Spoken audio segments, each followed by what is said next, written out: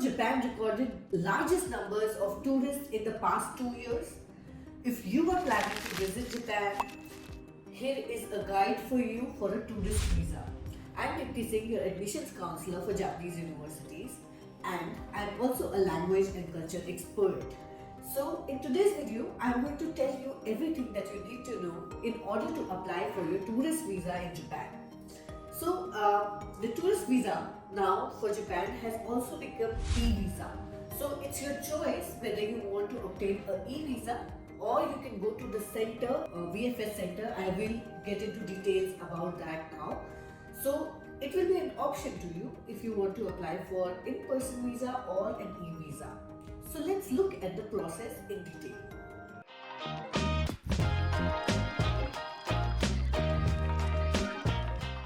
So let me tell you, there are many different visa types, right? So if you are visiting Japan, for example, as a student, or if you are visiting universities, if you are going for a short-term program, or you are going on a business trip only for a conference, or you are going as a tourist, or you are going for a long-term stay in Japan. So all these categories of visas are available, and I'm sure there are subcategories under these also. So depending on your purpose of visit, you will need to choose which visa type you will apply for. In today's video, we are going to specifically cover the tourist visa, right? So the documentation for each visa will be very different. I have had people, my clients also and students also, who mistake their category and their visa is usually declined because of lack of clarity in the documents. So you have to be very careful in the first step itself. Which visa are you applying for? So now let's look at the tourist visa procedure. So there are two essential steps to visa. One is booking the appointment, as in going to the center physically and submitting those documents. And the other part is preparing the documents, right? So usually what I have seen is that students and also tourists, for tourist visa also, everybody starts gathering their documents first, and that causes delay in the appointment because the appointments may not be immediately available. There may be a waiting period of at least 1 week or 2 weeks for your appointment. So my recommendation to you would be, first you should book your appointment, and by the date of the appointment make sure that you have all the documents in place. So before you fill your form, there are some documents that you will need to submit along with your visa application. So let's look at those documents in detail. So these documents, basically you need your valid passport that should have at least 6 months of validity remaining. You require passport size photographs. There is a very specific specification for Japanese visa. So please adhere to that. There is a bank statement requirement for at least 6 months, and this is very important. This is to prove your financial stability before you enter that country. We also require your income tax returns for past 2 years, and if you are self-employed, we will need details about your proof of business as well as your accounts in whichever form, bank statements and the company accounts, also if it's valid.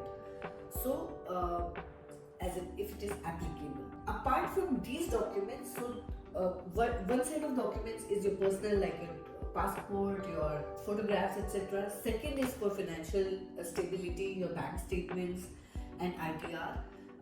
Third type is basically for ensuring that you have a fixed itinerary. So you must submit your detailed itinerary of your travel plan and flight reservation.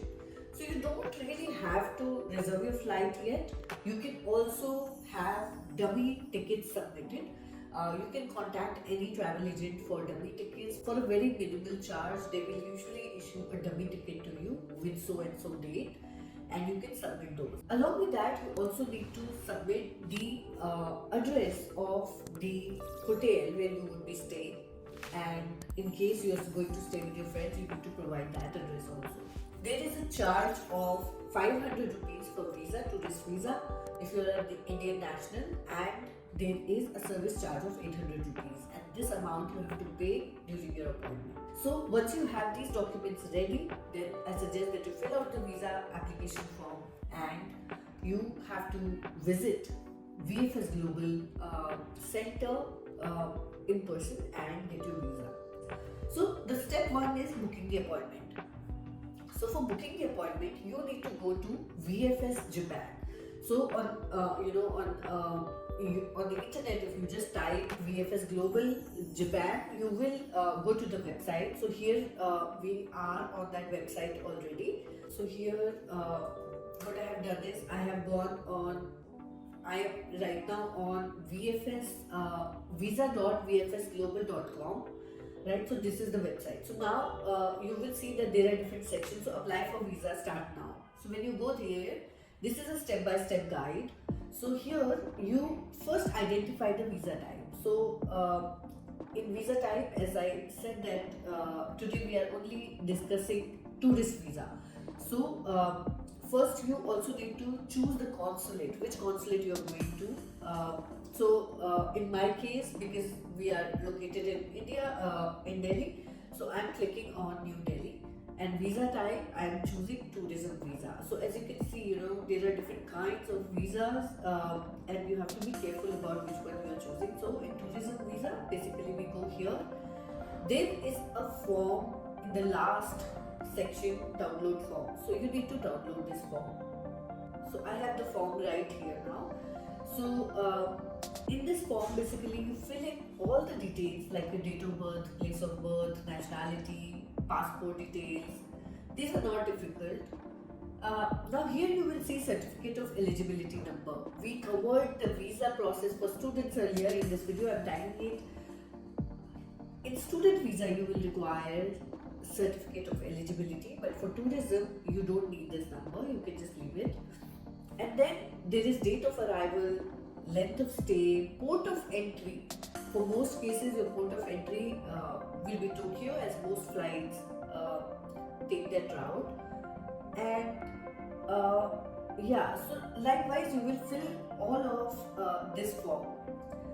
So basically, apart from you will fill this form, so you will here also need your travel dates and your accommodation details. So whatever hotel address you have or wherever you are going to stay in Japan, you have to fill those details, and also your travel details like your dates and port of entry.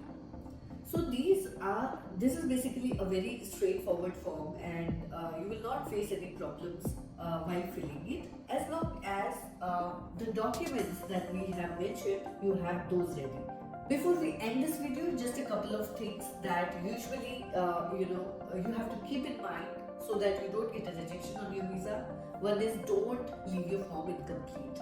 That is definitely a sure shot way to get it rejected. Second is insufficient proof of financial stability. So as much as possible, try and show that you are stable financially and you can afford this trip.